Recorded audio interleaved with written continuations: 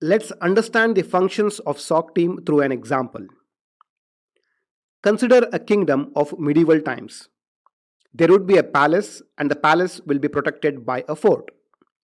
In order to fight any attack, the kingdom will have its military, which typically consists of soldiers fighting with spears, soldiers with bow and arrow, horse troops, elephants, etc. They use various tools like spear, knives, sword, bow and arrow, cannon, etc. Even though the kingdom has the best of the best military in place, they still had this additional layer of security by asking a soldier stand on the watchtower. Why do you think the fort needed this role when they had the best team to fight an enemy? The usual responsibilities of this watchtower guard would be to monitor for any possible enemy attack and immediately alarm the army. In order to do so, he needed different kinds of tools, like a binocular to look far off places and a bell to alert the army. Even though it is obvious, can you pinpoint and identify the actual use of this watchtower guard? One should realize that just because there is a guard standing, the enemy will not stop attacking. Then, what was the purpose of this role? It was for early detection of possible enemy attack. This early detection greatly reduced the impact of the attack. If the guard doesn't alert the military, the enemy might enter the fort and start the fight when we are not prepared.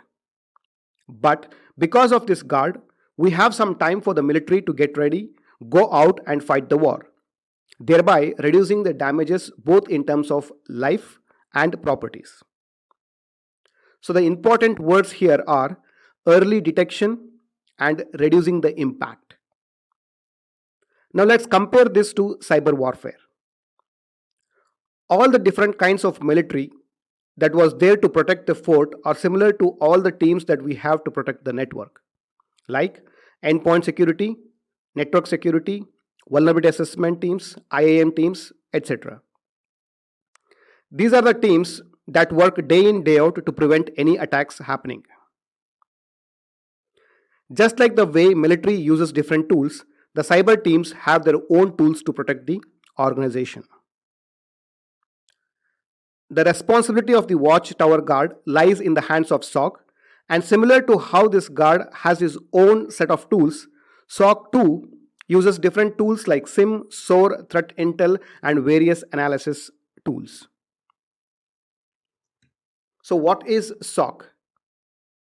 More than a formal definition, I want you to understand that it is the first line of defense. SOC acts as eyes and ears for the organization's security. SOC team helps in monitoring, detecting, investigating, and responding to cyber threats. Let's understand how they do this with a simple workflow. They continuously monitor for alerts coming from SIM. They analyze the alerts and have to decide if the alert is something legitimate or if it is something bad. If it is legitimate, the SOC just ignores the alert. If it is bad, the SOC team will ring the bell and inform appropriate teams to take corrective actions. Finally, they also work with other teams to help them in stopping the bad activity. Isn't it fascinating as how a team can help companies stop cyber attacks? In the next lesson, we will take a look at your future self. That is, we will learn about the different roles in security operations, the job roles you will take up in the near future.